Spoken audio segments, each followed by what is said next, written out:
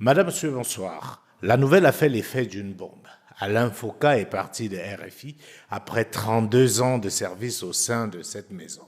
Et comme on pouvait s'y attendre, sa sortie est très attendue. Alain Foucault, bonsoir. Bonsoir, Joël. Je dois te vous voyez, te tutoyer, je Alors, dois avouer mon embarras. On va faire comme d'habitude, on se tutoie. Voilà. Alors, je dois dire que il faut que je commence par te remercier. Promesse ténue, tu m'avais promis une fois partie des RFI que je serais la première personne à t'interviewer et aujourd'hui, je crois que c'est la toute première interview que tu accordes après cette bombe, comme je disais en introduction. En tout cas, merci pour cela. Merci. Alors, tout de suite, on met les pieds dans le plat. Alain Foucault a-t-il été viré ou a-t-il démissionné des RFI? On s'en perd. Au regard des commentaires sur les réseaux sociaux, je dois avouer aujourd'hui qu'on est un peu perdu. Non, mais les gens ont envie d'être perdus, je vais dire. Ceux qui s'excitent sur les réseaux sociaux, qui mesurent leur virilité simplement à la quantité de méchanceté qu'ils vomissent sur les réseaux sociaux, devraient quand même faire un petit effort. J'ai décidé de partir, et je pense que tu le sais, ça fait un moment déjà. Et j'ai décidé de partir parce qu'à 60 balais, je ne sais plus ce que je peux faire dans cette maison, en réalité. Et j'ai d'autres ambitions, beaucoup d'autres ambitions qui sont de rendre service à mon continent et de parler de façon tout à fait libre, de parler comme je l'entends et de dire les choses que je ne peux pas dire sur une antenne qui est une antenne mainstream, avec des règles, avec un choix éditorial. Je pense que j'ai fait ce que j'avais à faire dans cette maison et qu'il était arrivé le moment où je devais partir. Et puis pendant près d'un an, ou même un peu plus, on m'a demandé de rester pour essayer de trouver quelqu'un pour me remplacer. Ce que j'ai accepté après une discussion, et je suis parti volontairement. Mais ceux qui parlent de moi devraient faire un effort de se rapprocher de RFI. Et RFI ne fait pas de mystère. J'ai demandé à partir, j'ai présenté une démission et je suis parti. Alors, est-ce que ce départ n'était pas inéluctable au regard de la relation très tendue avec RFI ces dernières années? On se rappelle de l'épisode à Linguété, en République démocratique du Congo. On a vu justement certains de tes collègues à RFI monter au créneau pour demander ta tête. Est-ce que c'était un départ qui n'était pas finalement devenu inéluctable? Le départ était inéluctable si je gardais ma position, évidemment. C'est-à-dire que moi, je suis un homme libre. J'ai toujours été libre et je pense que ceux qui ont suivi ma carrière le savent.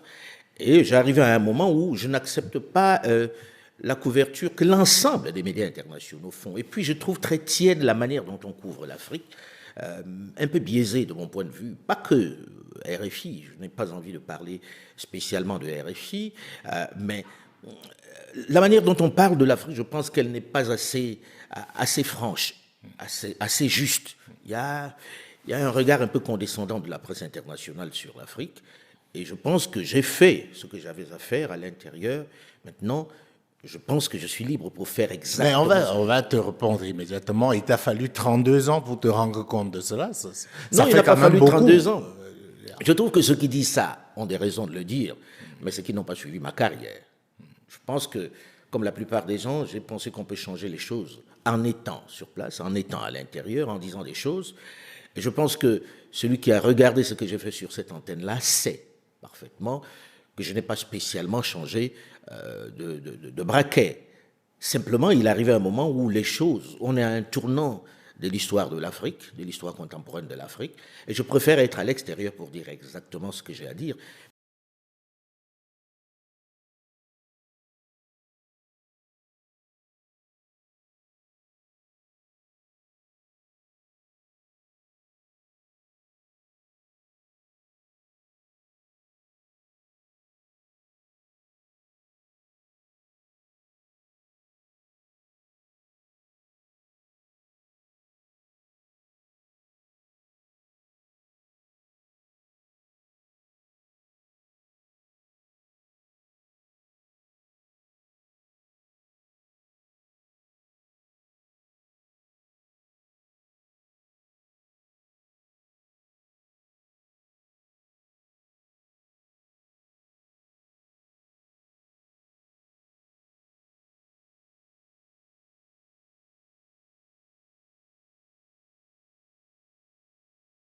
Mais sauf que j'avais envie d'être écouté, de parler à l'Afrique, de parler de l'Afrique, et que j'avais envie d'être vraiment panafricain au sens propre du terme, au sens noble du terme.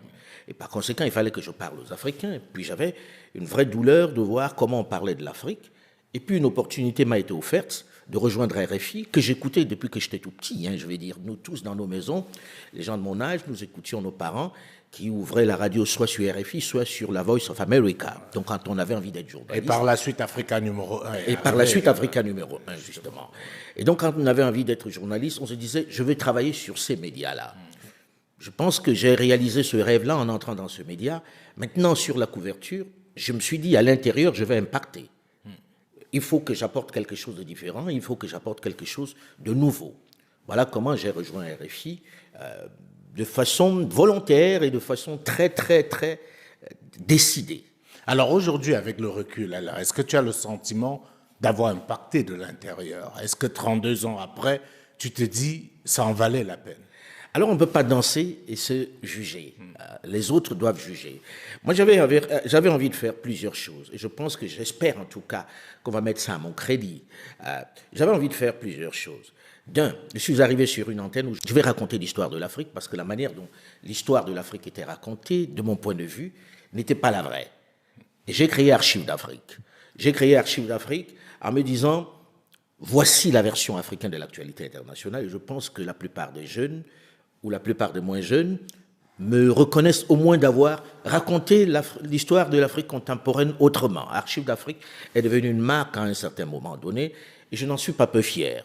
Et je continue ça sur d'autres supports. Il y a une version vidéo, parce que Archives d'Afrique m'appartenait, ça n'appartenait pas à RFI. C'est pour dire à quel point j'avais envie que ça n'appartienne pas à quelqu'un, mais que ça reste africain. Donc Archives d'Afrique, je l'ai fait. Ensuite, il y a eu Médias d'Afrique. Jules, tu sais très bien, Médias d'Afrique, l'idée de Médias d'Afrique, c'était de donner la parole aux journalistes africains pour qu'on écoute une autre version de l'actualité internationale, la version africaine de l'actualité internationale. Ça n'était jamais arrivé sur un média. Et violenter un média au point de prendre des éditoriaux africains qui étaient les plus durs pour les mettre sur cette antenne-là, il fallait le faire. Et c'était en quotidienne. Je l'ai fait pendant 16 ans. En quotidien de lundi à vendredi pendant 16 ans. Et ça a permis de connaître un certain nombre de journalistes africains. Bien entendu. Ils ont émergé en étant écoutés sur cette antenne qui était une antenne première. Et je pense on se rappelle effectivement Sacré Sékou Ouedraogo, Jean Katangana au Cameroun, Ouezin Luoulon, et certains sont devenus des correspondants de RFI. Je pense à Peter Dorbé, par exemple, ou à Polycarpe Somba, qui sont devenus des correspondants parce qu'on les a écoutés. Sur Médias d'Afrique. Et en plus, je luttais à l'intérieur pour que nous africanisions les correspondants. Je pense qu'ils sont un certain nombre de correspondants qui doivent me reconnaître d'avoir mené cette lutte-là. C'était ma part que j'apportais dans cette maison. Et puis, il y a eu le débat africain que j'ai récupéré, dont j'ai hérité de Madeleine Moukamabano, qu'il fallait rebooster. Je pense l'avoir fait avec une certaine force, puisque c'est devenu l'un des rendez-vous phares de cette antenne, où on n'était pas complaisant. Et je pense qu'on peut m'accuser de tout, sauf d'avoir été complaisant dans ce magazine-là, ou sauf de n'avoir pas été panafricain. Et puis je termine par le fait quand même que pendant un long temps, nos dirigeants étaient essentiellement interviewés par d'autres, avec ce que cela comporte, avec les clichés que l'on peut connaître. Je me suis donné la mission de les interviewer en étant sans complaisance. On en parlera. Vous avez oublié Afrique Plus, même si ça a été bref. Peut-être que c'est. Donc tu vois que je me suis démerdé. Je ne suis pas trop mal démerdé, je crois. Oui. Parce qu'Afrique Plus c'était la première fois où on décidait de montrer les Africains qui réussissent. Pas ceux qu'on allait voir qui sont les banabana, des chefs d'entreprise, des grands capitaines d'industrie. Et je pense que sur ce plateau-là, en reportage, non rémunéré, je dois le dire, souvent financé par moi-même, j'allais chercher des personnes pour les montrer en disant, voilà, l'Afrique, ce n'est pas que la famine, ce n'est pas que les guerres, ce n'est pas que les pandémies, c'est aussi des gens qui entreprennent. Je pense qu'il y a un certain nombre de capitaines d'industrie qui sont passés par ici. Je pense à Jean Kakou Diagou, par exemple, du groupe NCA, qui a créé l'une des plus grandes assurances du continent. Je pense à Paul Fokam-Kamenier, de Vox Africa, qui est le patron de Afriland First Bank, qui est passé par ici. Et je peux en citer comme ça un bon nombre. Je pense à Azalaï, le groupe Azalaï avec Mossadegh Bali. Qui est-ce que je n'ai pas cité? Ils sont nombreux. Je ne vais pas tous les citer ici. Donc pour moi, c'était une façon de montrer l'Afrique autrement. Est-ce que je l'ai bien fait? Est-ce que je l'ai mal fait? Je ne sais pas, mais j'ai essayé. Mais il y a une curiosité, Alain. C'est-à-dire que quand tu arrives à RFI, c'était un instrument au service de la France. D'ailleurs, RFI dépend du ministère français des Affaires étrangères. Est-ce que dès le départ, tu as conscience de cela? Moi, j'ai conscience d'une chose. J'ai plutôt tendance à penser que quand on quitte une femme ou quand une femme vous quitte, vous évitez de parler l'un de l'autre. Ça s'inscrit dans l'élégance, ça s'inscrit dans la galanterie. Donc parler de RFI, c'est pas tellement un truc dont j'ai envie spécialement, parce que c'est un peu comme si vous vous êtes quitté et tu as envie d'étaler. Oui, enfin, je pose la question évidemment parce que, comme tu as dû le remarquer, parmi la floraison de critiques ou de commentaires après ton départ de RFI, qui se poursuit jusqu'à aujourd'hui, c'est de dire il a servi le maître et aujourd'hui il retourne sa veste. Mais celui qui m'a vu servir le maître, comme ils disent, a vu ce que je faisais à l'intérieur de cette boîte. Et je pense que je viens d'en parler. Je pense que j'ai joué ma partition, qui n'est pas une partition qu'on peut considérer comme complaisante. Je mets au défi quiconque de cela. Ensuite, à côté de ça, j'ai dit, il faut que les Africains, je ne parle pas de ceux qui s'excitent sur les claviers, hein, parce que eux, c'est des situations pathologiques graves. Je pense que eux, c'est plus du domaine du psy. Mais je pense que l'Africain doit s'inscrire dans la démarche de comment je construis, pas dans la démarche de je déteste simplement. Il faut dénoncer, c'est évident, et je pense que certains le font très bien, mais en même temps, il faut s'inscrire dans l'avenir. Dit que j'ai servi le maître, il devrait plutôt regarder qu'est-ce que Foka a fait comme contenu jusqu'à maintenant. Et si Foka n'avait pas été là-bas, qui l'aurait fait? C'est plutôt comme ça que je vois la chose. Et Jules, je n'ai pas besoin de me justifier à des gens qui sont sur des réseaux sociaux, qui n'ont que le clavier. Non, mais il y a bien d'autres gens qui ont besoin de comprendre. Alors, comment ça s'est passé? On va terminer par là sur cette partie concernant RFI. Les 32 ans, comment ça se passait avec la hiérarchie? Parce que, comme tu l'as si bien relevé, les programmes étaient atypiques. Parfois, pouvaient ramer à contre-courant de la ligne éditoriale de la maison. Archives d'Afrique, c'est très bien de le rappeler, ça n'a jamais été un programme qui a appartenu à RFI, mais ça t'appartenait à toi. Alors, comment, pendant ces 32 ans, tu as surfé entre la hiérarchie, entre la volonté d'une certaine ligne éditoriale et toi, ton ambition? Je serais malhonnête si je dis que c'était l'amour tous les jours. Mais ce n'était pas surtout de la part de la hiérarchie, parce qu'il y avait un PDG qui m'appelait le poil à gratter. C'était un peu le bonhomme qui était pas dans la ligne. Mais en même temps, je ne me faisais pas d'illusions. Je veux dire, j'étais un peu un prétexte. Que vous voyez, on est libre, il faut qu'il dise ce qu'il a envie de dire. Les relations n'ont pas toujours été faciles, mais il y a eu des patrons qui étaient plutôt très arrangeants, qui étaient plutôt de bons patrons, à mon avis, qui me laissaient faire ce que j'avais envie de faire, parce que pendant toute cette période, tous ont découvert Archives d'Afrique à l'antenne. Tous ont découvert le débat africain à l'antenne. Tous ont découvert les médias d'Afrique à l'antenne. Et les interviews que je faisais, même si ça ne plaisait pas à certains de mes camarades, mais pour des raisons évidentes, je les ai faites. Je n'ai pas eu, on va dire, une pression particulière, mais parce que j'étais un peu le poil à gratter, et le prétexte à un moment donné.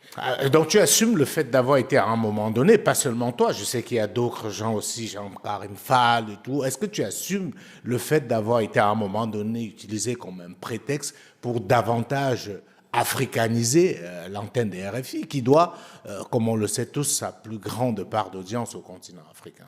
Je ne sais pas si je vivais ça comme un prétexte. J'étais dans un environnement et j'ai dit j'ai envie de dire ce que je dois dire. Si on me laisse le dire, c'est déjà pas mal. Je pense que si les Africains m'ont plébiscité à un certain moment, c'est parce que je disais ce que j'avais à dire. Et c'était ça le plus important pour moi, que je sois prétexte ou pas, que je sois là ou pas. RFI aurait existé et RFI aurait fonctionné de la même façon. Il fallait une voix au moins à l'intérieur qui dise le contraire de ce que j'avais à dire. Et on était un certain nombre où on était très soudés. Avec Claude Issiard, on est très très soudés. Le défunt Mevegué et moi, on était très très soudés. C'était mon petit frère, Mevegué. Et on arrivait à faire passer des messages que nous avions à passer. Jean-Karim Fall, le défunt, on était très très très très proches. Ça me permettait d'avoir avec eux des discussions pour dire ce que nous avions à dire. Parce qu'après tout, on pleurniche beaucoup. On est dans les pleurs en permanence. Mais ce média, il est financé par le contribuable français. Bien sûr. Il fait ce qu'il veut. Pourquoi on ne crée pas le nôtre? Pourquoi, au lieu de geindre, on ne ferait pas mieux d'avoir les nôtres qui disent ce qu'on a à dire. Ce média existe, point à la ligne. Il arrose nos pays, c'est un fait. Est-ce qu'il faut le regarder de côté?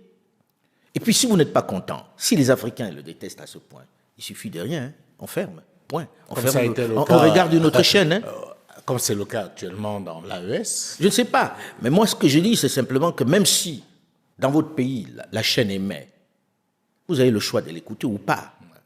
Mais dans le même temps, vous vous rendez compte que ceux qui critiquent le plus sont ceux qui regardent. Ils se lèvent le matin avec ça, se couchent le soir avec ça, et dénoncent. Moi, j'ai plutôt tendance à dire, quand vous dénoncez, vous ne regardez pas. Depuis que j'en suis parti, je n'ai jamais regardé. Alors, dernière question sur RFI. On va dire RFI et France 24, parce que tu as travaillé également. Oui, c'est la même France maison. 24, c'est quasiment la même maison. Alors, depuis que tu es parti, ça fait quelques mois, quel est le regard que tu portes? Est-ce que tu écoutes en toute honnêteté, RFI? Est-ce que, voilà. En toute honnêteté, oui, bien sûr. Je n'ai jamais regardé, je n'ai jamais écouté depuis que je suis parti. Je vais dire, ça doit faire, avant même que je ne parte, je n'écoutais plus l'antenne, pour des raisons qui sont simples. Hein, c'est que moi, j'ai un choix éditorial, je travaille sur autre chose, et je ne me lève pas le matin en disant que je vais écouter ça. Et puis, ayant travaillé sur le continent, pendant tout ce temps-là, j'ai mes réseaux d'information, mes réseaux de communication qui font que je n'ai pas besoin de regarder par là. Et même le débat africain, vous n'écoutez pas. Vous savez, vous avez été remplacé par Namori Dosso. Est-ce que... C'est quelqu'un que j'aime bien, mais je n'ai jamais écouté. Ouais. C'est triste, mais je n'ai jamais écouté. Ça ne m'est pas venu à l'esprit d'écouter, j'écoute autre chose. Ouais. C'est un divorce totalement consommé.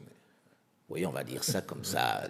Je ne suis pas, comme je viens de dire, je ne suis pas dans la démarche de contre. Je suis pour faire quelque chose. Donc ce qui est contre quelqu'un, ça ne me parle pas tellement. Je suis plutôt pour construire. Bon, c'était une partie de ma vie, j'avance. D'accord. Alors, on a beaucoup entendu justement cette partie du départ des RFI, et certains l'ont lié à un certain projet que tu as lancé, Mansa. Alors, explique-nous aujourd'hui quelle est la corrélation entre ton départ de RFI ou du groupe France Média Monde et le projet Mansa. Les gens se sont dépêchés non seulement de faire une relation entre les deux, mais en plus de dire des choses assez amusantes, assez tristes par moments. Ça fait longtemps qu'on travaille sur Mansa, quand même. Je ne sais pas, Jules, bon, tu fais ton métier de journaliste, donc tu dois être le plus détaché possible. J'essaye, je dois avouer, pour être totalement honnête, compliqué. Qu'on a hésité à faire cette interview. Voilà, c'est pour ça que j'étais embarrassé de faire l'interview avec toi, parce que tu connais la vérité de l'intérieur. Mansa, ça fait longtemps qu'on travaille dessus, non? Et ça fait un moment déjà où je me suis dit, oui, il y a des gens qui dénoncent, et c'est très bien, et avec eux je dénonce une situation, ce qu'on a fait à l'Afrique, le mal qu'on continue de nous faire, les pillages dont on est victime. Mais une fois qu'on a pleuré, il faut s'inscrire vers la construction, vers le projet. Et comme je dis toujours, le rejet ne constitue pas un projet. À 60 balais, à un moment donné, il faut se dire, c'est quoi le projet? Qu'est-ce que je donne aux autres? Peut-être qu'il faut que j'amène les autres à construire, ne pas pleurer seulement, à se dire, qu'est-ce qu'on veut devenir? Et comme je ne suis pas en train de construire une carrière, je peux dénoncer sans avoir peur d'être sanctionné par une hiérarchie, ou etc. Donc, je ne suis pas parti pour Mansa. Mansa, c'est un projet qui travaille depuis un bon moment, sur lequel on se dit comment on va repenser l'Afrique. Donc, ceux qui ont pensé ça se sont totalement trompés. À côté de ça, je me suis dit, Alain, maintenant, tu n'as plus spécialement quelque chose à prouver là où tu es. Prouve-le en faisant quelque chose d'autre. Et j'ai d'autres projets sur lesquels je travaille. Notamment Afo Média. Et c'est Afo. Qui est Afo Média que tu as lancé. On va en parler. Je voudrais qu'on reste quand même un peu sur Mansa, parce qu'il y a beaucoup de choses à dire sur Mansa. Mansa a été lancé à Lomé, au Togo. Et l'une des questions qui revient, c'est pourquoi le choix du Togo pour installer le siège de Mansa, qui est une SAS. Il faut le préciser, je suis obligé de donner des informations. Je ne vais pas faire semblant, étant moi-même porte-parole de Mansa. Alors, on peut revenir là-dessus. Pourquoi le choix du Togo? Pourquoi avoir choisi d'implanter le siège de Mansa? Et peut-être toi aussi, parce que d'après les informations qui circulent, tu vivrais désormais à Lomé, au Togo. Moi aussi, j'ai appris par la presse que je vivais désormais au Togo. Et j'en ai pris acte. C'est vrai que je viens très souvent au Togo. Je viens au Togo depuis 1989, depuis que le vieux était aux affaires. Et je n'avais jamais encore remarqué que le fait de venir était un péché. pourquoi pas le Togo? Pourquoi pas le Togo?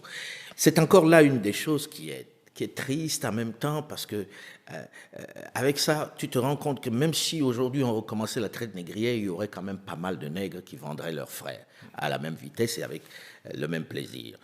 Non. Mansa, pourquoi pas Lomé? C'est plutôt la question que devrait se poser un certain nombre de personnes en se disant, est-ce que Foucault est le seul à choisir la direction du Togo? Quand vous regardez au Togo, vous avez des banques qui s'installent ici, des sièges de banques qui choisissent le Togo. Je pense à Ecobank, je pense à Orabank, je pense à d'autres banques que je ne vais pas citer ici. Et puis à côté de ça, le Togo est devenu un hub. Les gens se battent ici, et tu le sais bien, Jules, pour pouvoir s'installer. C'est qu'il y a bien quelque chose, c'est qu'il y a bien un avantage, c'est qu'il y a quelque chose qu'offre le Togo. Pourquoi est-ce que Foucault ne pourrait pas en bénéficier? Ça, c'est un premier volet. Au-delà de l'amitié que je peux avoir avec le président de la République ou avec d'autres personnes au Togo, ça a dû jouer, évidemment, mais pour moi, j'ai regardé l'endroit qui était le mieux placé pour pouvoir s'installer, pour pouvoir installer Mansa. Il y avait le Togo. Et je regarde, ceux qui critiquent aujourd'hui ne sont pas mécontents que Askai soit sur place. Hein. C'est le seul pays où vous pouvez aller de n'importe où, en un seul vol, et être là. C'est vraiment un hub. Donc, c'est à saluer. Que ça plaise ou non, qu'on soit du gouvernement ou non, c'est un fait. C'est un endroit où on trouve des banques qui donnent des emplois aux gens, des sièges de banques qui s'installent, des institutions financières qui s'installent. Je ne vais pas toutes les citer ici. Et puis, il y a quelque chose quand même dans ces gens qui se disent panafricanistes, les panafricanistes du clavier, qui me surprend. Je suis africain, je choisis un pays, c'est mal. Si j'avais dit je vais au Cameroun, les mêmes auraient dit, vous avez vu, il rejoint le Biya pour le soutenir, hein? Puisqu'il ne disait jamais du mal de Biya, vous avez vu, non? Il est rentré au Cameroun. Pourtant, c'est mon pays. J'aurais pu rentrer au Cameroun, j'aurais eu cette critique. Je serais allé au Congo démocratique, par exemple, on aurait, c'était un projet Félix. On l'a installé en RDC. Je serais allé au Niger, on dit, il est allé dans le pays de sa femme, où on va le protéger, etc. Je ne sais pas le pays où je serais allé. Donc, quel que soit l'endroit, il y aurait eu des choses à dire. Il y aurait eu un problème. Je serais allé en Côte d'Ivoire, on dit, allez, ça y est, vous avez vu, il a quitté la capitale pour aller dans la province. Comme j'ai déjà entendu un certain nombre de personnes appeler la Côte d'Ivoire par rapport à la France. Donc, quel que soit le choix que j'aurais opéré, ça aurait fait il y aurait eu des griefs. Mais quand même, il y a une chose qui est évidente. Pour celui qui connaît comment je fonctionne, qui sait que je suis par monts et par vaux sur tout le continent, je ne peux pas m'installer dans un seul pays. J'ai des maisons dans plusieurs pays où je vis. Hein, j'ai des domiciles où je descends dans la plupart de ces pays-là, parce que pour faire du panafricanisme, c'est pas dans sa chambre en Allemagne, à Bruxelles ou à Paris qu'on va faire ça. Non, il faut être sur le terrain. Non, je suis pas en train de jouer à me cacher. J'ai une bonne relation avec le président Faure, ça ne date pas d'aujourd'hui. J'avais une bonne relation avec le père. Est-ce que je dois en avoir honte? Non, pas du tout, je n'en ai pas honte. Je ne suis pas dans la politique politicienne, je ne suis pas dans la politique togolaise. Et j'ai vu cette photo que l'on a baladée, qui était à Kara, dans le Nord, depuis 19 ans. Je viens de façon permanente, enfin, de façon régulière, le 5 février, au Togo pour la commémoration de la mort du père. Je suis un Africain et j'ai cette habitude-là de respecter un certain nombre de traditions. C'était quelqu'un pour qui j'avais du respect et qui me témoignait autant de respect. Et je viens à toutes les commémorations. Mais là, d'un coup, je suis devenu conseiller parce que j'étais dans la salle et que quelqu'un a filmé. Du président autour des membres du gouvernement. Avoue que ça peut prêter à confusion. C'est quand on m'a dit ça que je me suis rendu compte que j'étais pas loin du président, sauf que en fait j'étais arrivé en retard et je ne vais pas souvent à la messe. Donc d'un coup on a dit à la messe, est-ce que tu y vas? Et puis j'ai trouvé un fauteuil et Dieu merci, c'était pas loin de lui. Mais tu sais alors qu'on ne laisse pas n'importe qui s'asseoir proche du président. Ah bon, sur ce coup-là, alors, je ne suis pas encore conseiller. On ne me l'a même pas proposé, mais je pense que le président Faure sait très bien que je ne quittais pas un maître pour un autre. Alors, tu as beaucoup parlé de la relation avec le père et à débat. C'était quoi la nature de vos rapports? Des relations, comment je dis, presque de père à fils, dans le sens où le président Yadema un jour a écouté Archives d'Afrique et a cru que je m'appelais Alain Focard. Donc a cru que c'était le fils de Jacques Focard. Alors, et ça a été la même chose avec le président Omar Bongo, qui croyait que c'était le fils de Jacques Focard. On demandait à me rencontrer. Et quand je suis arrivé, il m'a dit, mais vous êtes noir, mais vous pouvez pas être son fils. Et c'est là où je me suis rendu compte qu'il a cru ça.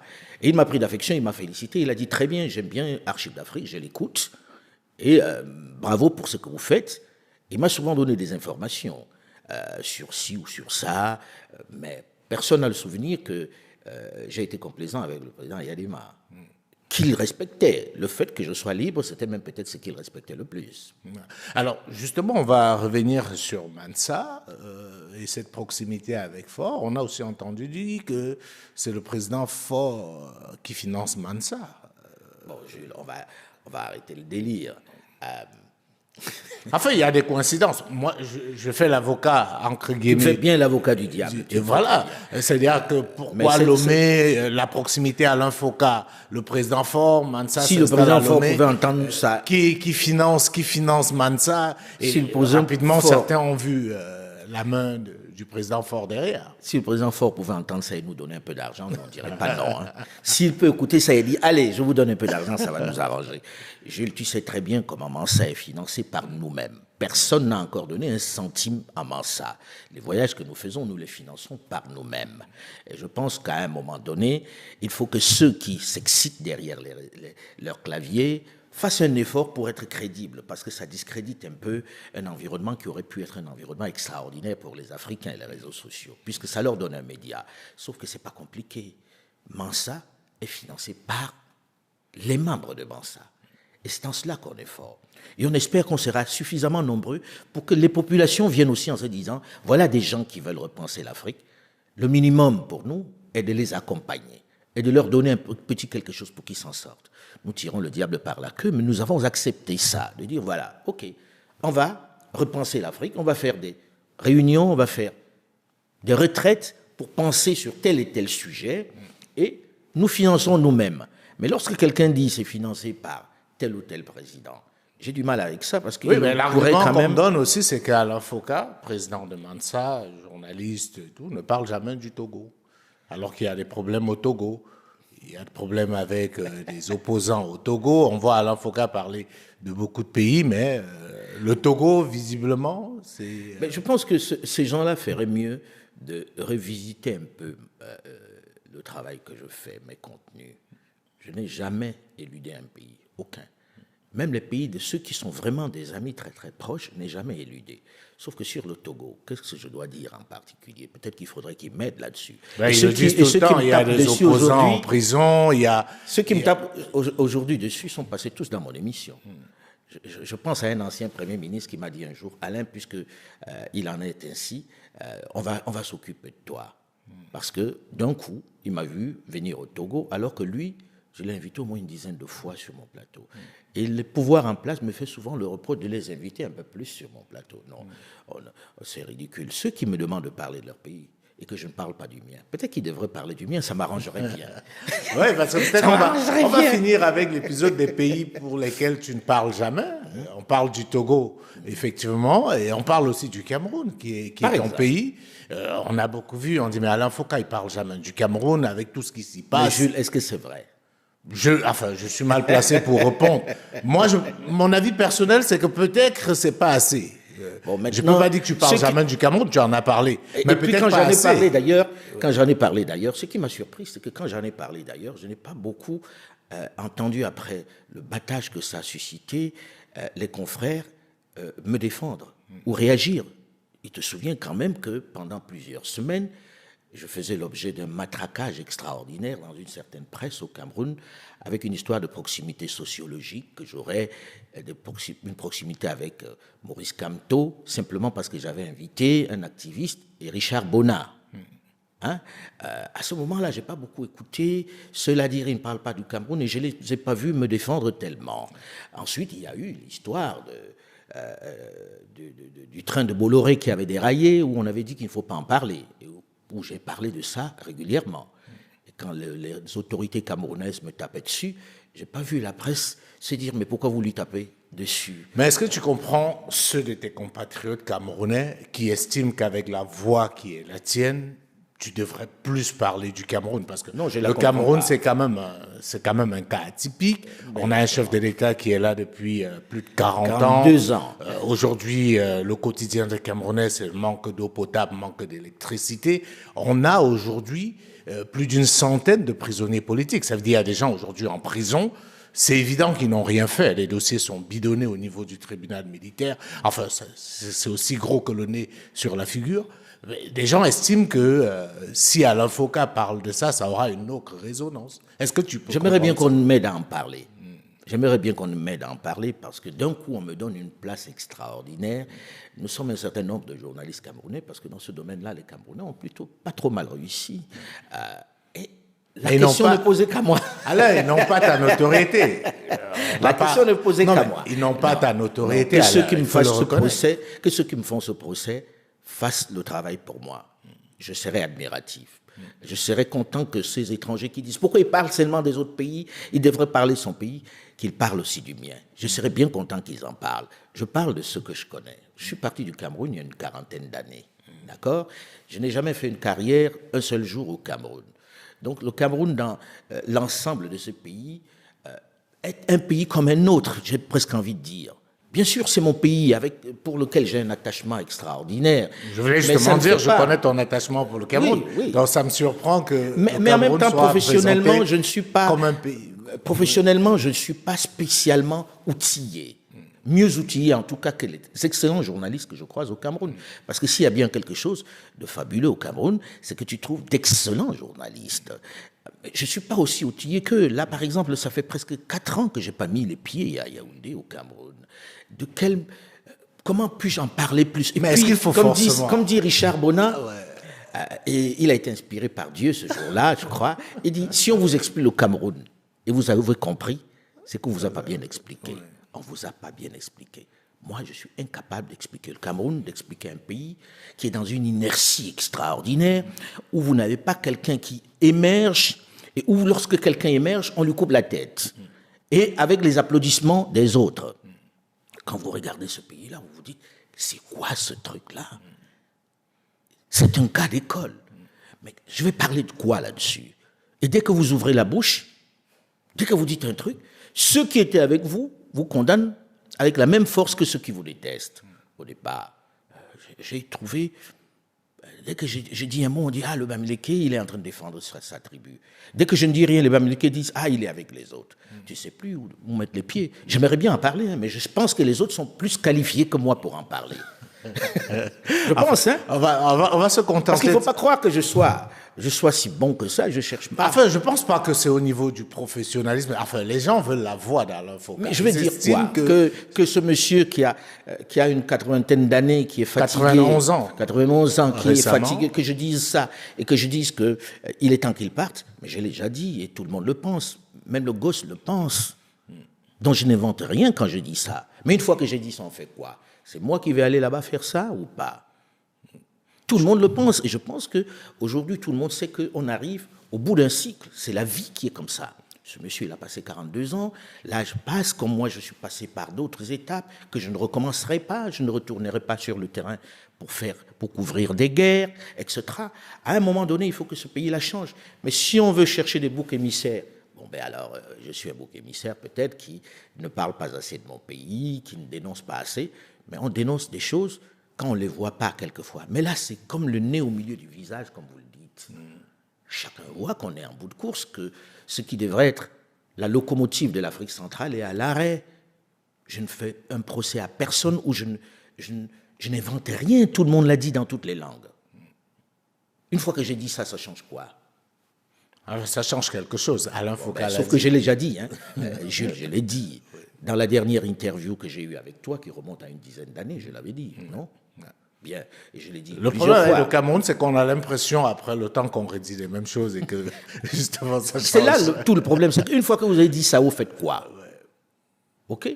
Et vous faites quoi après? Mais est-ce que, pour sortir sur le Cameroun, est-ce que tu es inquiet, Alain, par Très rapport inquiet. au Cameroun? Qui ne le serait pas? Qui ne le serait pas? Vous avez un pays où vous avez à la tête de l'État quelqu'un qui a 91 ans. Tu me rappelais que ça fait 91 ans. Il a 91 ans. À 91 ans, pour paraphraser le président Alassane Dramane Ouattara, à 91 ans, on ne peut plus faire ce qu'on faisait à 80 ans, on ne peut plus faire ce qu'on faisait à 70 ans, etc. Donc, c'est pas lui faire insulte que de dire qu'on arrive. Mais certains vous disent qu'il est comme du bon vin, c'est-à-dire il se bonifie avec l'âge. Ça va. Et on vous prend aussi l'exemple du président des États-Unis, le président Biden qui dirige la première puissance du monde. Il n'a pas l'âge du président Biya. Oui, mais il est assez âgé. On commence déjà à se poser la question de savoir s'il pourra suivre le prochain mandat. C'est pas moi qui le dis, hein, tu écoutes ça sur tous les médias. Bon, ce pays, il fait peur. Tu te dis, qu'est-ce qui va se passer après? Attends, on dit que je ne parle pas, mais sur Zogo, le journaliste qui a été assassiné, combien d'émissions j'ai pu faire sur Zogo? Alors qu'on avait dit à la presse locale de ne pas en parler. Moi, je continuais d'en parler. Sur la guerre dans le Nozo, en venant ici, je regardais à peu près combien d'émissions j'ai pu faire sur la guerre dans la zone anglophone. J'en ai fait 7. 7, je mets au défi des confrères sur place qui aient fait autant d'émissions sur la crise anglophone. Lorsqu'on dit que je n'en parle pas, c'est juste que les gens veulent que je parle de ça tous les jours. La crise anglophone, j'en ai parlé. L'assassinat de Zogo, j'ai même reçu des confrères qui finalement se sont exilés parce que leur vie était menacée. Or, j'en ai fait des émissions dessus, j'en ai fait 3, et pas n'importe lesquelles. Sur à un moment donné, tu dis, je ne veux pas venir faire un inventaire. Alors quand j'écoute ça, la question que j'ai envie de te demander, c'est, selon toi, d'où vient ceux qui peuvent être considérés aujourd'hui comme tes ennemis, notamment sur les réseaux sociaux? Selon toi, ça vient d'où? Est-ce que ça ne viendrait pas, première hypothèse, de la France politique, qui est, n'ayons pas peur de le dire, ton ancien employeur, qui visiblement, et on peut comprendre pourquoi, n'a pas vu d'un bon œil ton départ et surtout ta liberté exacerbée, notamment depuis la création de ta chaîne YouTube, ou alors de certains Africains qui supportent mal ta notoriété et te reprochent aussi, comme c'est le cas, on parlait du Togo tout à l'heure, ta proximité avec certains dirigeants. Selon toi, où est-ce que ça vient? Alors, tu as cité en gros ce qui pourrait être des adversaires. Mais moi, je prends toujours cette citation du président Houphouët-Boigny qui disait « Même le bon Dieu n'a pas réussi à faire l'unanimité auprès de ses créatures. » Que j'ai des adversaires, des ennemis, des gens qui ne m'aiment pas, c'est normal, à la limite. Ce qui m'importe le plus, c'est que je regarde, et c'est ça qui a de fabuleux sur ces chaînes, ces plateformes-là, c'est que tu peux regarder ceux qui t'aiment. Et je regarde que je ne suis jamais descendu en dessous de 97% de ceux qui me regardent, qui m'aiment. S'il y a 3% qui s'excitent, quel intérêt qu'ils viennent de n'importe lequel des camps que tu viens de citer, ça n'a pas tellement d'importance. Et puis il y a le fait aussi qu'il y a certains qui m'attaquent. Mais parce que ça s'est quand même exacerbé ces derniers temps. Oui, ils se sont un peu excités. Ton départ des RFI. Ouais, ils se sont un peu excités parce que c'est peut-être savant. Et puis aussi, moi je regarde toujours ce chiffre, 96 à 97% des gens qui apprécient ce que je fais. Est-ce que ce n'est pas le plus important? Si aux élections, quelqu'un a ce suffrage-là, c'est les scores à la soviétique. Il y a des gens qui n'en sont pas très loin. Hein. Il y a des gens qui les scores à la soviétique. Et puis il y a ceux qui ne peuvent pas arriver, qui rêvent de faire ce que je fais. Je sais que Dieu m'a donné une chance extraordinaire. Je n'ai pas plus de talent que d'autres, mais Dieu m'a donné une chance extraordinaire d'être là où je suis et de faire ce que je fais. Voyager sur le continent, tourner dans des endroits où personne ne va, dans des conditions qui ne sont pas des conditions, on va dire, aisées. Je comprends que ça puisse embêter un certain nombre de gens. Tu vois, Jules, la vraie bataille africaine, c'est de faire du contenu. Moi, c'est ce que j'ai fait toute ma vie. C'est ce que j'ai fait toute ma vie. Et quand vous faites du contenu, les gens vous aiment parce qu'ils vous jugent sur ce que vous avez produit. Il y a ceux qui n'arrivent pas à faire du contenu, qui sont malheureux parce qu'ils se disent pourquoi on l'aime. Sauf que je veux leur dire qu'ils fassent du contenu, ils vont voir à quel point on va les aimer. Quand vous allez faire des reportages dans des endroits les plus fous, et que vous ramenez l'information brute, les gens se disent « waouh !» et ils apprécient. Mais si vous êtes là juste à dire du mal de tel ou de tel, on ne va pas bien loin avec ça. Et ça a toujours été mon travail de faire du contenu. Faire du contenu. en permanence. Alors, l'autre chose qu'on a beaucoup entendu aussi, je dois avouer mon amusement et mon étonnement quand j'ai vu ça circuler et grossir, c'est que Mansa serait aussi un projet piloté par la France, financé aussi par la France. Enfin, tu ris à gorge déployée, mais c'est quelque chose qu'on a entendu. Mansa serait composé des nouveaux pions de la France-Afrique. Ah ben, on serait vraiment des pions doués, hein. Et puis, pousser la disruption à ce point-là, franchement, c'est que la France, elle est maso. Non, il faut arrêter. Tu sais, il y a des fois, il vaut mieux ne pas répondre à certaines folies, parce qu'en réalité, le choix des personnes de Mansa, c'est appuyer sur l'indépendance de chacun d'entre nous. Ensuite, c'est le plus divers possible. C'est la grande diversité que l'on a au sein de Mansa. Et ce qu'on est en train de faire à Mansa, c'est de faire adhérer tout le monde pour créer quelque chose, pour repenser l'Afrique. Ce serait exactement le contraire de ce que voudraient les pays occidentaux. C'est-à-dire rejeter tout. De toi à moi, Jules, qui est capable de dire on rejette leur démocratie à l'occidental de façon aussi nette, en proposant quelque chose à la place, en travaillant à proposer quelque chose, qui est capable de dire on ne veut plus de président omnipotent, omniscient. On refuse que les présidents continuent d'exister, qu'on crée quelque chose à la place, pour finir avec ces gens qui sont à la botte des Occidentaux et qui prennent des décisions qui sont iniques, qui sont des esclaves, qui sont des marionnettes, pour qu'on ait enfin des gens qui gouvernent en étant à l'intérieur, que l'on puisse sanctionner, que l'on puisse virer s'ils ne vont pas leur travail. C'est ce qu'on fait à Mansa, non?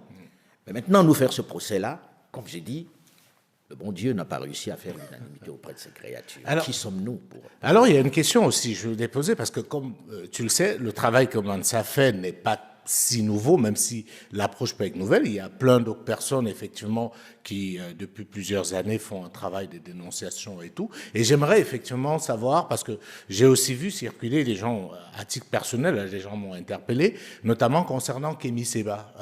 Moi, pourquoi moi? Parce que, comme tu le sais, j'ai travaillé avec Kémy pendant longtemps. C'est quelqu'un avec qui on a d'excellents rapports. Il a été chroniqueur sur Vox Africa pendant longtemps. Donc, les gens m'ont dit, mais pourquoi pas Kémy Séba dans Mansa? Pourquoi pas Nathalie Yam dans Mansa, qui est aussi quelqu'un que je connais personnellement?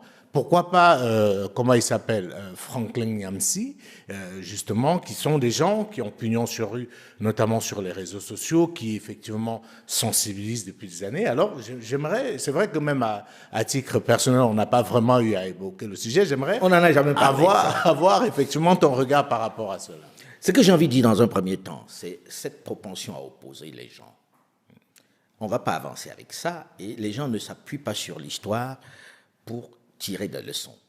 Tu vois, quand il y a eu la lutte des droits civiques aux États-Unis d'Amérique, on a réussi à diviser les Africains, à diviser les Noirs, ils se cognaient les têtes. Martin Luther King, Malcolm X, on les divise. Moi, je vais dire un truc. Je n'ai jamais rencontré Kémy Séba, je n'ai jamais rencontré Nathalie Yamb, je n'ai jamais rencontré Franklin Nyamsi. Mais ils ont un rôle extraordinaire. On peut les aimer, les détester, ce qu'on veut. Ils ont fortement impacté la lutte de libération qui est en ce moment, de conscientisation.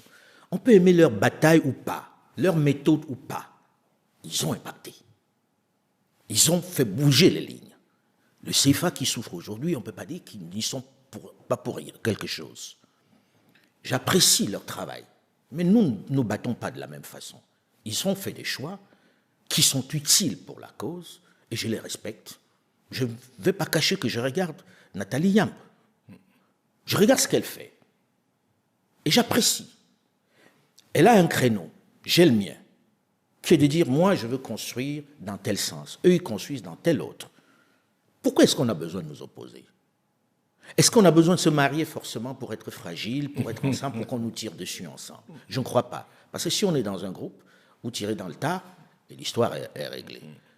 Et puis, ils ont leur stratégie. Dans une bataille, chacun a sa stratégie, chacun a sa vision. C'est l'objectif final qui compte. L'objectif est le plus important. Donc, je ne jugerai pas en disant, j'écoute des mots activistes, machin. Non, je les ai pas encore rencontrés. Je n'ai jamais fait cet effort-là et je ne pense pas que ce soit nécessaire. Chacun fait son travail. Chacun mène sa lutte à sa manière, avec ses moyens.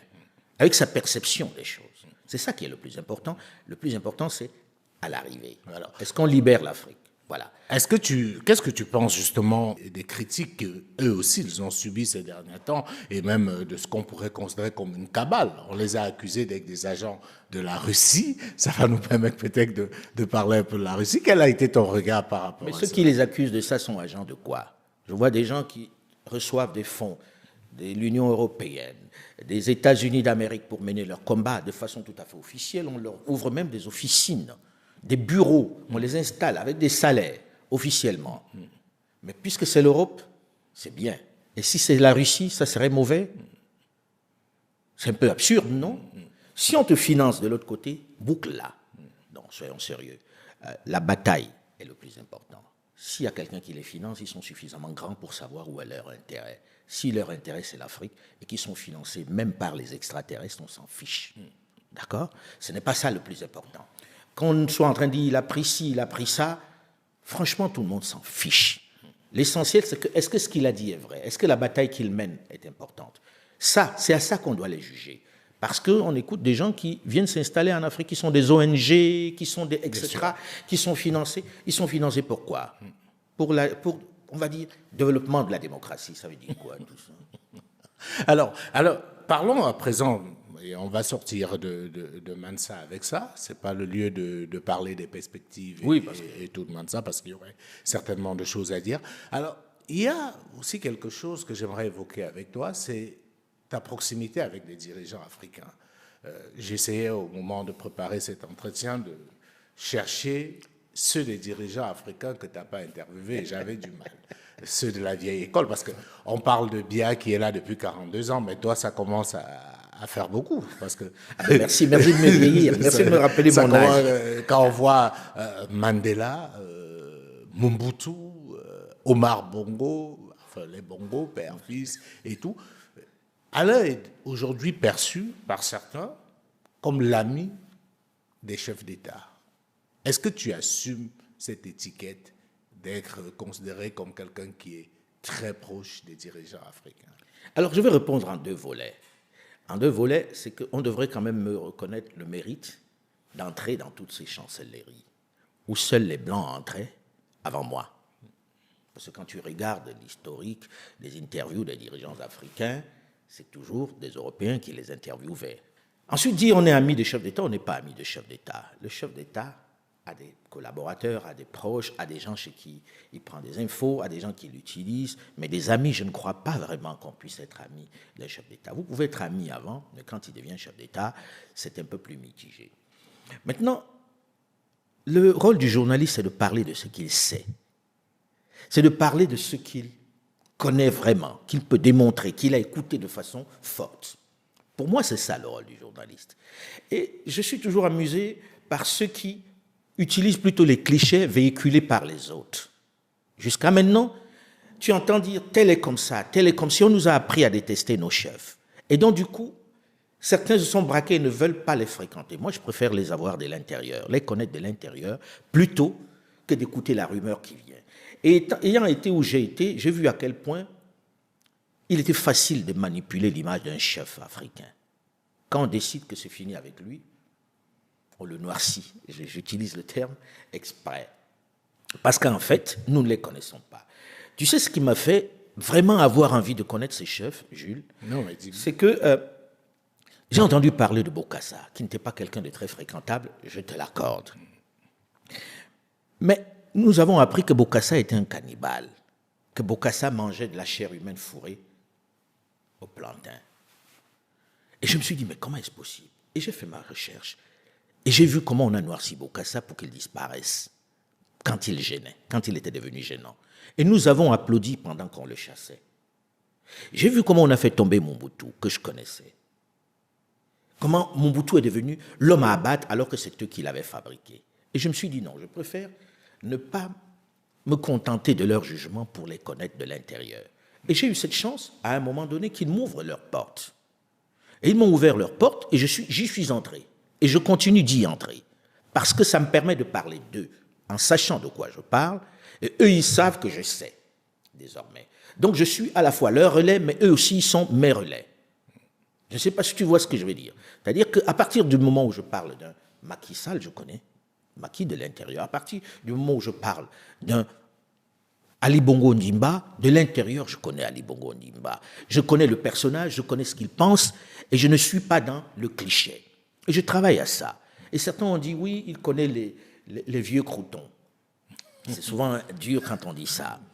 Mais je leur ai démontré en allant voir Mamadi Doumbouya. Ce n'est pas un vieux crouton. Il m'a pas. La dernière interview, c'est le président Ibrahim Traoré, que je suis allé voir. Je suis allé voir le président Assimi Goïta. On ne peut pas les accuser d'être ceux qui sont en train de... Et justement, ton regard par rapport à ceux qu'on vient de citer. Parce qu'on voit bien ce qui se passe avec l'AES. Tu as parlé d'Assimi Goïta, Ibrahim Traoré. Il y a aujourd'hui Tiani au Niger. Je les ai tous rencontrés. Etc. Alors, quel est ton regard? Parce que c'est dans cela que je dérange. Ce qui est amusant avec l'histoire de Mansa, et on vit ça de l'intérieur, c'est que je me suis aussi fait interpeller très violemment sur un plateau en Guinée, où on disait que Mansa, c'est une officine créée par les poutistes pour... c'est plus les Français. Oui, enfin, je veux dire, on entend de tout créé par les poutistes, justement pour soutenir leur discours. Et l'argument, c'était de dire, depuis que Mansa a commencé, excepté le Togo, on a été au Mali, où c'est un militaire qui est aux affaires, on a été en Guinée, c'est un militaire qui est aux affaires, et on sait que récemment, tu étais au Burkina Faso. D'ailleurs, on a confondu la conférence que toi et moi, on a eu à faire à l'université avec un déploiement de Mansa. Donc, pour les gens, Mansa travaille pour les militaires au pouvoir en Afrique de l'Ouest. Je voudrais qu'ils soient un peu plus cohérents, tous ceux qui disent ça, parce qu'un coup, Mansa serait un outil des Occidentaux, un coup, ce serait celui des putschistes. Moi, je n'ai pas le regard qu'ils peuvent avoir sur les putschistes. Je n'ai pas envie d'être entraîné par les autres ou partager le point de vue des autres sur les putschistes. Même si certains ont trouvé que j'ai été insolent avec Ibrahim Traoré. Mais ça, c'est autre chose parce que c'est un président de la République, mais je fais mon métier de journaliste et quand je viens poser des questions, je pose, il n'y a pas de complaisance. Quand le micro s'allume, il n'y a plus d'amis. On peut être amis avant, mais moi, il y a un personnage qui rentre en jeu quand le micro est allumé. Mais bref, ça, c'est un autre débat, je ne vais pas rentrer dedans parce que c'est puéril. Mais maintenant... le regard que j'ai sur l'Afrique, sur l'AES, parce que ça devient l'AES, auquel il faut rajouter Mamadi Doumbouya, c'est que je pense qu'on arrive à un moment clé de l'histoire de l'Afrique, où ils sont en train de jouer leur rôle. Ce qu'on a essayé a échoué. On peut dire ça en français, en anglais, en allemand, ça a échoué. C'est un fait. Maintenant, qu'est-ce qu'on fait à la place? Les militaires ne se sont pas levés pour prendre le pouvoir dans ce pays-là juste par humeur, c'est que ça ne marchait pas. Je fonde juste l'espoir que ces militaires qui sont arrivés vont changer la donne et créer un nouveau modèle. Pour moi, c'est le plus important. Je ne passe pas la journée à me dire c'est un diable, c'est un putschiste, etc. Ça ne m'amuse pas, parce que je me souviens quand même que celui qui a refait la France après la guerre, à qui on a confié le pays, c'était un militaire. Ça n'a gêné personne. Les constitutions que nous avons sont issues du travail d'un militaire avec ses copains.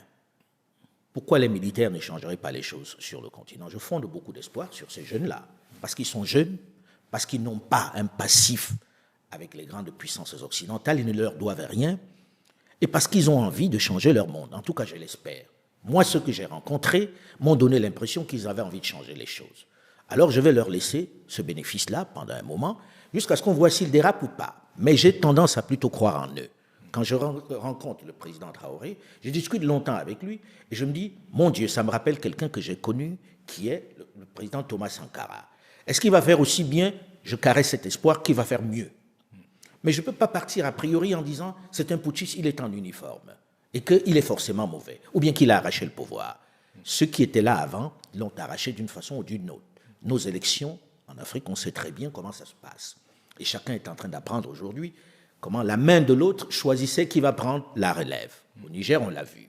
Je suis plutôt en train de penser qu'ils vont changer les choses et je fonde beaucoup d'espoir dessus. Alors qu'on ne va pas faire tout ça, on fait une transition, après on fait des élections, on remet tous ceux qui ont pillé pendant toutes ces années au pouvoir. Parce que c'est l'éternel recommencement et c'est le moment de tout casser. On casse tout et puis on recommence. Alors, on a beaucoup parlé de l'AES, parlons maintenant de la CEDEAO. La question aujourd'hui, c'est que va devenir cette institution? Est-ce qu'elle peut tenir avec justement le départ du Mali, du Burkina et du Niger, et avec toutes les critiques qu'on fait aujourd'hui à cette institution? Alors, on va dire, c'est un peu facile parce que les gens ont vu les chroniques que j'ai pu faire sur la question. L'idée de la CEDEAO était une très belle idée au départ. Et je pense qu'elle doit nourrir encore des générations, se regrouper et faire des choses ensemble sur le plan économique. C'était une excellente idée et il faut saluer cette idée. Maintenant, quand quelque chose ne marche pas, il faut savoir s'arrêter. C'est une évidence que ça ne marche pas. C'est un outil qui est piloté par d'autres. Et le principe du qui paye commande, on l'a vu avec cette histoire du Mali, du Niger, du Burkina Faso, où on se rend compte que les dirigeants qui y vont eux-mêmes vous avouent en off que bon, les autres sont venus de tel endroit, vous écoutez la veille comment ils discutent sur les décisions qu'ils prendront, et puis ils arrivent, ils prennent d'autres décisions. Donc, à un moment donné, il faut dire on arrête, stop, on fait un autre truc, puisque restructurer me paraît particulièrement difficile. Et il ne faut pas seulement parler de la CEDEAO. Il faut parler de toutes les institutions sous-régionales sur le continent. La CEDEAO est même celle qui fonctionne peut-être le mieux par rapport à la CEMAC, où en réalité c'est l'encéphalogramme plat. On ne sait pas à quoi ça sert, on ne sait pas qui ça sert, etc. Et on se rend compte que ça ne permet même pas de réunir les peuples. Le principe est de réunir les peuples. Et là où la CEDEAO est totalement péché et est impardonnable, c'est le fait de penser à faire la guerre entre les peuples qu'elle est censée réunir. Est-ce que tu t'imagines une seule seconde le Nigeria faisant la guerre au Niger avec les mêmes peuples, avec les mêmes habitudes, les gens, les familles des deux côtés. Donc ça avait quelque chose d'inacceptable. Et je pense que là, tout le monde a compris que le principe était dévoyé. Et puis, qu'est-ce qu'ils viennent faire dans la politique en réalité? Est-ce qu'ils ont vraiment mandat ou qualité pour pouvoir le faire lorsque l'on sait, le président Traoré l'a très bien dit, parce que l'on sait que beaucoup d'entre eux sont eux-mêmes des putschistes. Alors, il y a eu un réel qui problème. La charité. Tu parlais tout à l'heure de pas seulement la CEDEAO, l'Union africaine également. C'est-à-dire évidemment que l'Union africaine fait partie de tout ça. Quand on regarde l'Union africaine, on ne sait pas quelle est sa position dans toutes ces crises qui secouent l'Afrique. Elle n'a pas été capable de lever une vraie armée. Jules, revenons à la CEDEAO. La zone est infestée de terroristes. On sait qui les finance. Des terroristes qui ont des drones. Jamais la CEDEAO n'a pu lever une armée pour les combattre. Il a fallu que Assimi Goïta choisisse d'y aller lui-même pour chasser des gens de Kidal, pendant que la CEDEAO regardait. À quoi elle sert alors? Donc, je pense que le débat, il est même un peu éculé. On lutte pour conserver, pour essayer d'avoir... Mais c'est comme on a eu l'habitude de le faire, c'est-à-dire conserver des choses qui ne servent à rien. Alors, est-ce que tu peux prendre le pari qu'il y a d'autres pays qui vont claquer la porte à la CEDEAO? C'est une évidence. C'est une évidence. Il y a des pays qui vont partir, qui savent très bien. Quand vous écoutez la plupart de ces chefs en off, ils sont très critiques vis-à-vis de la CEDEAO. Quand vous écoutez même le patron en exercice, pas le président, mais le patron de la maison, il est critique vis-à-vis de son institution. Quand il y avait réunion à Niamey, les gens ont pu dire qu'ils n'ont pas eu d'avion pour venir alors qu'il avait débloqué les sous. Et qu'ils ont passé la journée à faire du dilatoire. À un moment donné, il a piqué une colère parce qu'il se rendait compte qu'il est le dindon de la farce. Donc, arrêtons cette grande farce qui fait beaucoup de victimes. C'est pas humain d'avoir des Nigériens qui sont en train de crever de faim parce qu'on a fermé la porte au point d'empêcher aux médicaments d'entrer dans le pays. Et le grand Nigeria qui coupe l'électricité, l'énergie, alors que c'était un deal où le Niger aurait pu tout simplement faire son barrage et le Nigeria n'aurait pas eu suffisamment de débit un peu plus bas. Il utilise ça comme arme. C'est inacceptable, tout simplement. Quelles qu'en soient les raisons, c'est inacceptable. Ce n'est pas l'union des peuples. Et la CEMAC, alors, je ne vais pas revenir là-dessus. Justement. Alors, j'ai envie de parler aussi de quelqu'un que tu connais bien, tu l'as confessé tout à l'heure, c'est Macky Sall. Oui. Comment est-ce que tu regardes ce qui se passe, la sortie de Macky? Avec douleur, parce que la dernière fois où j'ai parlé avec le président Macky Sall, c'était pour qu'il m'annonce qu'il ne sera pas candidat. C'est la dernière fois où je lui ai parlé. Je tenais à l'époque à ce qu'il m'accorde l'exclusivité d'interview annonçant qu'il ne sera pas candidat. Je n'ai pas obtenu parce qu'il a dit qu'il voulait d'abord l'annoncer aux Sénégalais, sur les médias sénégalais, ce que je respecte et ce qui est la règle, ce qui devrait être la règle, parce qu'on doit d'abord parler à nos médias, à nous, aux autres médias avant d'annoncer à nos peuples. Et c'est arrivé de plus en plus. Et je pense que j'ai du mal à comprendre ce qui se passe. J'ai écouté un entretien de lui avec la presse sénégalaise il y a quelques jours, où il expliquait ce qui s'est passé, que ce n'était pas son fait, qu'il n'avait pas envie de rester au pouvoir. J'ai plutôt envie de le croire. Mais le reste, je suis incapable d'en dire plus. Ce que je sais, c'est qu'il m'a dit, dans une conversation à 2, ensuite à 3, qu'il ne serait pas candidat. S'il est candidat, ça m'embêterait vraiment, parce que... Là, c'est clair qu'il ne le sera pas. Il a redit à plusieurs reprises. Voilà, et là, il annonce qu'il part, finalement. Maintenant, la guerre intérieure, je ne suis pas plus qualifié que d'autres pour pouvoir en parler. Les gens attendent que je dise ce que je ne sais pas. Je ne suis pas dans les bagarres politiques à l'intérieur du Sénégal. Je ne les connais pas forcément. Le Sénégal est un pays où il y a d'excellents journalistes et où il y a un environnement politique qui est quand même assez singulier. Ah oui, justement. Très, très singulier et assez riche, avec des gens qui sont capés. Qui suis-je pour venir dire en permanence il y a ceci, il y a cela ou pas? Et la presse couvre suffisamment le Sénégal. Mais avec Macky, j'ai une vraie conversation. Il m'a dit qu'il ne sera pas candidat. Avec Macky, j'ai regardé ce qu'il a fait. Et on peut détester Macky ou l'aimer. Il a quand même un bilan qui n'est pas mauvais. Maintenant, sa sortie, est-ce qu'il a loupé? Est-ce qu'il va réussir à s'en sortir de façon propre?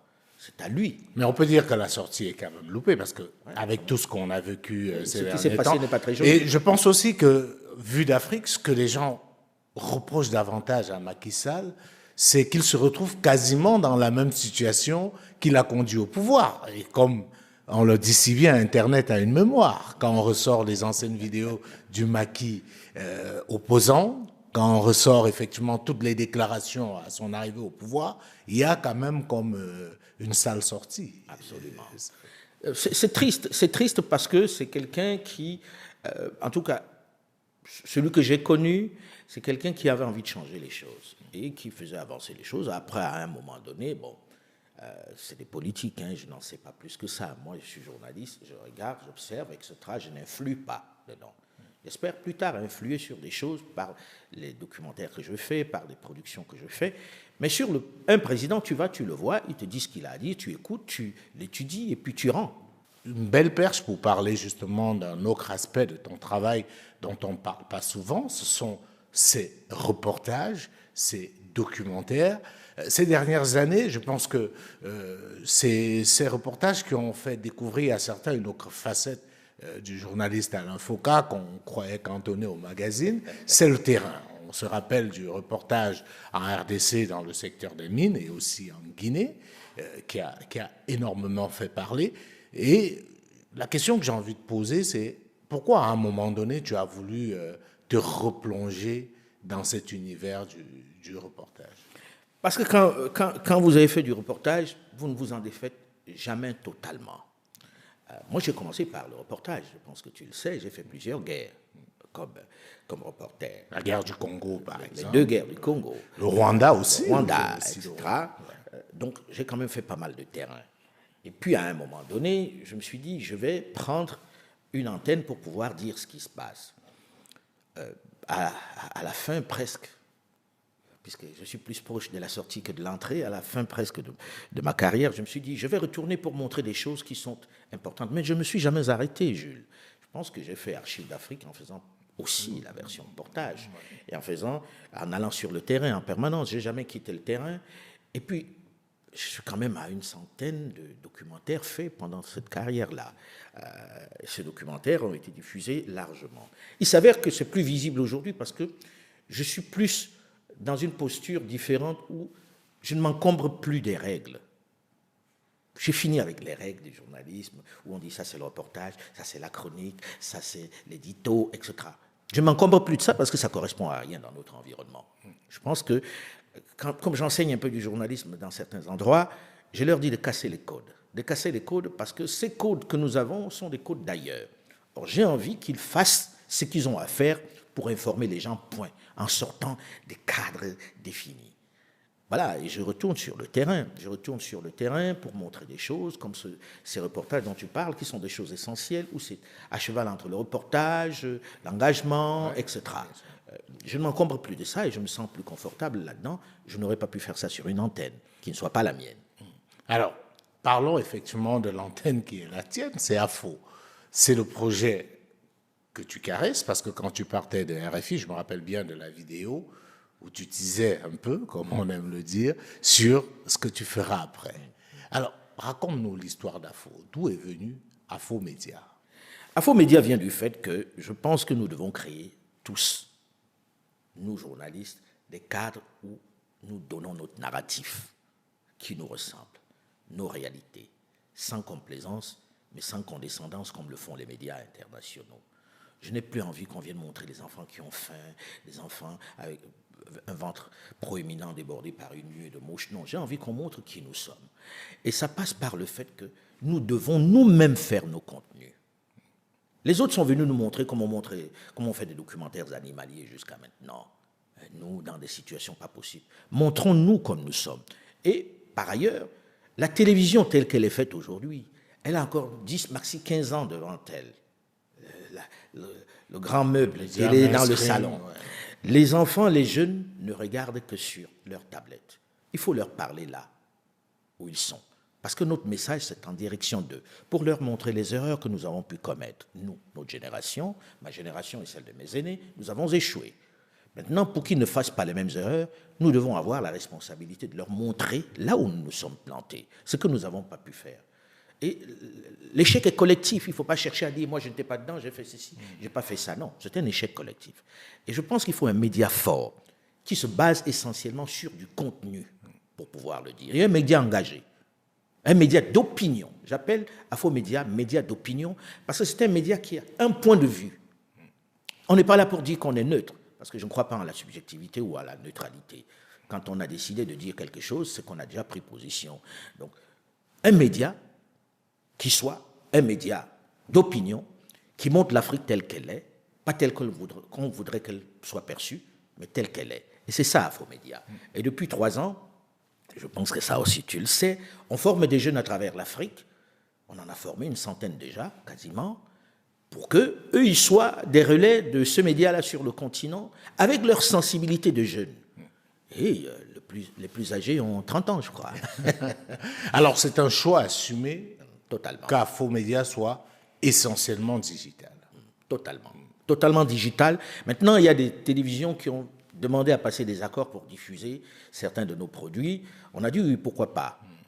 Mais je pense qu'il va y en avoir de moins en moins dès qu'on va lancer Afo Média dans les prochains mois. Mais nous, on prend notre temps, on n'est pas pressé. Alors, ça m'amène à poser une autre question, parce qu'un projet comme ça demande du financement. Qui finance Afo Média? On est reparti là-dedans. Oui, enfin. Je vais entendre bientôt que c'est un média français, c'est un média de putschistes, c'est un média du président Faure bientôt. Ça va être... Non, soyons sérieux. Je pense que je suis parti sur le média digital assez facilement parce que ça ne demande pas tant de moyens que ça. Et puis, je n'ai pas honte. Il faut qu'on soit riche. Moi, j'ai travaillé à avoir de l'argent. Oui, on va justement parler. J'ai travaillé à avoir de l'argent. Je n'ai pas honte. J'ai écouté certains dire, oui, Alain Foka qui va voir la Coupe d'Afrique en jet, ce qui est faux d'ailleurs, mais bon, j'aurais bien aimé, s'il y avait eu une opportunité, je serais monté dans ce jet en chantant. Non, je ne suis pas de ceux qui pensent qu'il faille être pauvre pour défendre la cause africaine. Le pauvre ne fait pas beaucoup bouger les lignes. Je pense qu'il faut avoir de l'argent pour faire bouger les lignes. Quand Dangote prend une décision de faire bouger quelque chose, il a les moyens de le faire et il le fait facilement, plus que celui qui, dans son quartier, braille toute la journée. Moi, j'ai travaillé à faire de l'argent et je n'en ai pas. Alors, parlons justement de votre argent. J'ai été aussi amusé de savoir que vous êtes... Enfin, que tu es aussi riche que ça. Moi qui suis proche de toi, je ne savais pas non plus. Il y a beaucoup de choses. Des immeubles, des voitures, des jets privés. Je découvre. Alors, maintenant, si tu te montres les jets privés, je m'en vais le chercher. Plus sérieusement, Alain, est-ce qu'aujourd'hui, tu dirais que tu es riche? Non, je ne suis pas riche. Je ne suis pas malheureux, mais je ne suis pas riche. J'aimerais bien être riche. Hein. Enfin, ça dépend de la définition de la richesse. Oui, parce que... non, puisque je pense que tu parles de richesse matérielle. Je n'ai pas à me plaindre. Je suis plutôt confortable. Je vais te raconter une anecdote qui est assez illustrative de notre état d'esprit, où on regarde l'argent avec un regard latin, c'est-à-dire que celui qui a de l'argent est coupable d'entrer des jeux. Alors tous, on se lève pour avoir de l'argent. Je me souviens, il y a quelques années, j'ai produit les coffrets Archives d'Afrique. Je fais le tour pour présenter les coffrets Archives d'Afrique, qui marchaient plutôt bien, puisqu'on a presque fait 2 millions d'exemplaires. Et le truc était que je me promène pour présenter Archives et je dédicace dans plusieurs pays.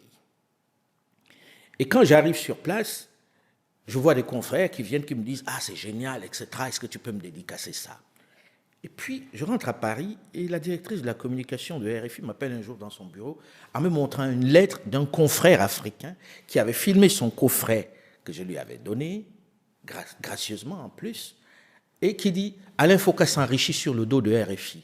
Vous feriez mieux de vérifier comment se vendent les coffrets. » Et la dame qui dit « Alain, qu'est-ce qu'on fait ?» Et je lui dis « Vous laissez Brère. » Parce que, comme tu le sais, je ne réponds pas généralement. Sur les réseaux sociaux, tu as vu que je réponds presque, je ne réponds jamais. Et puis, il réécrit une lettre en disant « Je viens d'acheter un coffret Archives d'Afrique, qui s'appelait Soumaoro. » C'était de Côte d'Ivoire, Soumaoro, oui. « Je viens d'acheter un coffret Archives d'Afrique pour vous prouver qu'Alain Foka s'enrichit sur votre dos. » Alors, Françoise Holman, la défunte, qui était la directrice de la com, qui dit « On va devoir faire un communiqué pour leur faire comprendre que tu es le producteur d'Archives d'Afrique. Archives d'Afrique m'appartient à 100%.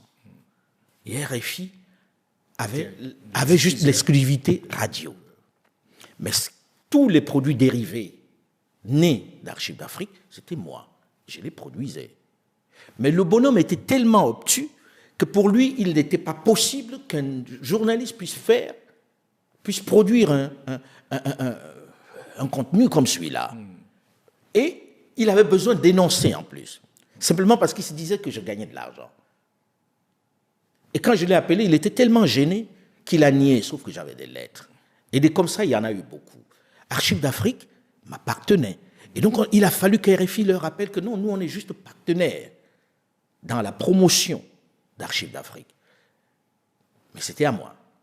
Et ça me donne l'occasion de dire aux jeunes Africains qui font notre métier, il y a de l'argent à se faire dans le journalisme, mais en faisant du contenu. Pas en allant à l'inauguration des chrysanthèmes, l'inauguration des ministres qui vous invitent, ou bien vous parlent.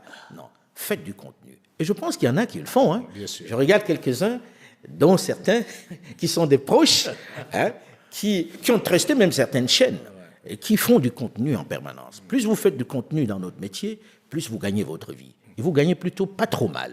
Et il ne faut pas avoir peur de gagner de l'argent. Je pense que ceux qui changent le monde sont ceux qui gagnent de l'argent. Bill Gates, quand il décide, il nous fait des vaccins. Et si Elon Musk veut, il peut faire ce qu'il fait au monde parce qu'il a de l'argent. Donc on ne doit pas avoir cette relation conflictuelle avec l'argent, il faut gagner de l'argent. Le gagner honnêtement, c'est vrai, mais le gagner. D'accord. Alors là, je ne sais pas si on a fait le tour, mais je pense qu'on a passé un long moment, on a revisité un peu un certain nombre de choses, et au moment où nous sommes en train de sortir, j'aimerais savoir, est-ce qu'il y a une question à laquelle tu aurais aimé répondre que je ne t'ai pas posée? Moi, je ne me pose pas de questions. Moi, j'ai plutôt envie de dire, arrêtons d'être juste contre. Soyons pour quelque chose. Construisons des projets. Soyons ambitieux. C'est ce qui fait la force des grandes nations. C'est ce qui fait la force, notamment des anglo-saxons et des asiatiques aujourd'hui. Regardons en disant, qu'est-ce qu'on peut construire?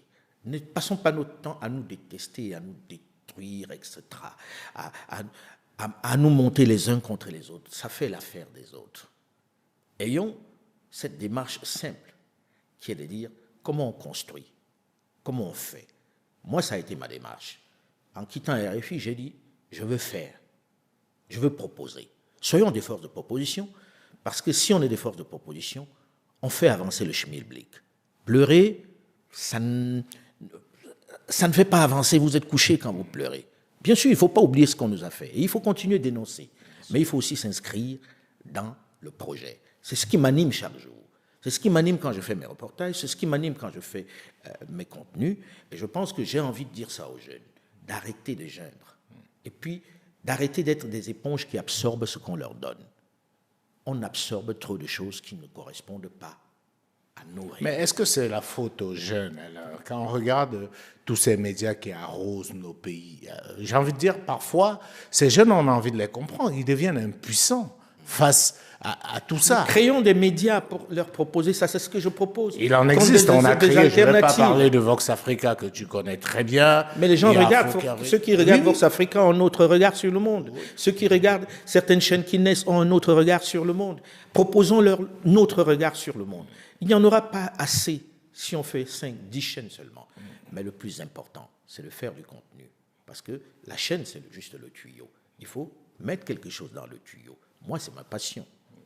Alors, je vais terminer par te remercier. Je dois confesser mon embarras et mon inconfort par rapport à cette interview. Je le redis en sortie. On a beaucoup hésité pour la faire, finalement. Mais ça fait des semaines.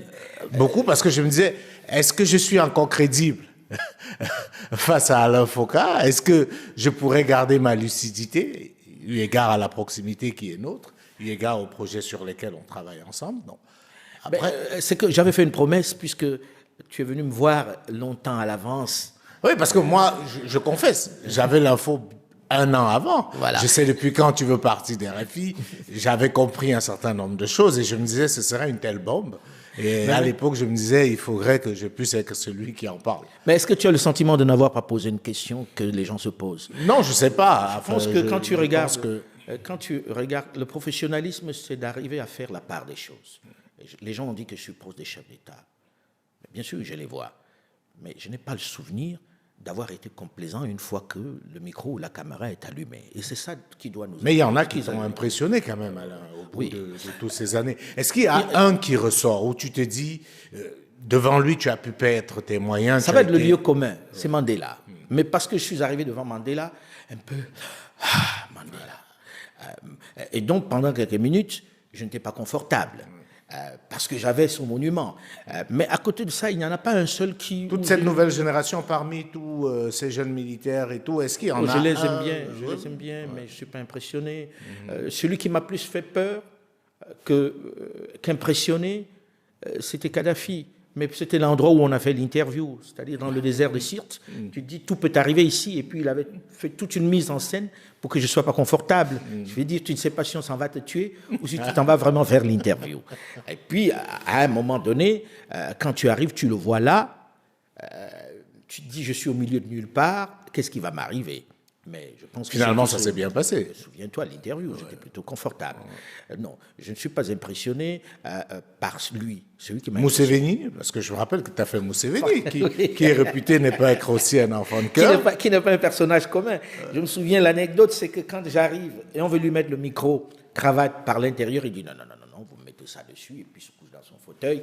Et, il n'en avait rien à faire. Ça déstabilise. Mais non, je n'étais pas déstabilisé parce que j'étais venu et je savais ce que j'avais à faire. Je pense qu'il faut juste dire aux jeunes qui font ce métier qu'il y a le moment d'avant et le moment du pendant. Le moment d'avant ne doit pas ressembler au moment du pendant. Quand le micro s'allume, c'est lui ton maître. Et tu vois à travers le micro les millions de personnes qui t'écoutent et qui ont envie de poser les questions que tu dois poser. Ça, c'est ce qui m'anime. Et malheureusement, ceux qui sont même mes amis, comme on dit, ceux qui me sont proches, sont plus malmenés dans mes interviews que ceux que je ne connais pas. Parfois, de manière inconsciente, il y a une volonté de montrer qu'on n'est pas complaisant. Qu'on est détaché et qu'on n'est pas complaisant. Je veux dire, tu te souviens, Ali Bongo Ndimba, le pauvre, il a morflé dans les interviews. Ouais, moi, je me rappelle, j'ai participé à l'une en 2016 qui est restée mémorable. Alors que je confesse que c'était un ami avant même de devenir président. Mais il n'y a jamais eu de complaisance. Dernièrement, plus récemment, avant son décès, le président Déby, à la fin, me dit « Tu m'as malmené aujourd'hui. » Parce que le micro est allumé et qu'il n'y a pas d'amis et que je ne serai jamais complaisant. Alors, et on sort là-dessus, parce que c'est toi qui me tends des perches, Ali, le Gabon. Je me disais, il n'a pas parlé d'Ali. Oui, j'ai vu Ali 3 jours avant qu'il ne tombe. Malheureusement, c'était une évidence qu'il allait tomber. C'était une évidence. Je pense que je t'en ai parlé, mon cher Jules, en disant ce que j'ai vu. Ça sent pas bon. Ça sent pas bon. Et 3 jours avant, je crois que j'étais le seul journaliste, ou on devait être 2-3 journalistes à être entrés au Gabon, et je pense que j'étais le seul à l'avoir rencontré. Et je me disais, non, il n'a pas la machine, il ne tient plus rien. C'était... Il avait perdu tout le contrôle. Et je suis parti. Je suis parti avant même le scrutin parce que je savais que ça allait mal tourner. Bon, maintenant, Ali n'était plus aux affaires depuis un bon moment déjà. Donc c'était normal que ça tombe et que les gens qui étaient à côté se disent on va arrêter la comédie, quoi, la tragicomédie. Ils ont arrêté la tragicomédie. Maintenant, je suis malheureux pour lui parce qu'il est malade, parce que ça se termine mal pour lui. Humainement, ça me touche. Bon, mais maintenant le Gabon fait son chemin. Les hommes passent, mais les nations restent. Et là, on est dans une autre dynamique. Mais est-ce que cette dynamique-là va aller mieux? Je ne sais pas. Moi, ce que je sais, c'est que le ventre mou de notre histoire africaine, c'est l'Afrique centrale. Ce qu'on appelle la CEMAC et la CEAC, c'est triste, c'est malheureux. Je ne sais pas comment on va arriver à en sortir. Est-ce l'âge des capitaines? Est-ce la mentalité? Je ne sais pas. Mais rien ne bouge en Afrique centrale. Oui, c'est pour ça que beaucoup de gens demandent à quand Mansa en Afrique centrale. On aimerait bien aller en Afrique centrale, hein, mais on va où? Qui est susceptible d'écouter? Parce qu'en Afrique centrale et en Afrique de l'Ouest, ils sont sensibles à ça. Mais en Afrique centrale... On attend de voir. C'est triste. Toi et moi, les hommes d'Afrique centrale, quand on regarde, ça fait pitié. Ça fait pitié. Pourtant, on parle. Hein. Beaucoup, d'ailleurs. On parle beaucoup. En tout cas, alors, merci beaucoup. Merci d'avoir accepté de te prêter au jeu, qu'on puisse échanger. J'espère qu'on a élagué un certain nombre de questions et je suis rassuré d'avoir enfin pu faire cette interview parce que c'était pas facile à préparer ni à faire. Donc, en tout cas, merci d'avoir échangé et peut-être si tu souhaites un dernier mot à tous ceux qui nous ont suivis. Je te mets à l'aise. Je te mets à l'aise. On n'est pas en train de se justifier. On est en train de faire une interview pour ceux qui nous aiment ou pour ceux qui nous détestent. Mais on avait à parler. Il n'y a pas de complaisance. On n'en fera pas. Et je pense qu'on a fait ce qu'on avait à faire. Merci beaucoup. Madame, monsieur, merci à vous de nous avoir suivis. Comme vous avez remarqué, nous étions avec Alain Foka. Nous avons fait le tour en parlant de sa carrière, de ses projets et aussi de tout ce qui fait l'actualité autour de lui. Merci de nous avoir suivis. Prenons rendez-vous très prochainement. D'ici là, portez-vous bien. Bonsoir à tous.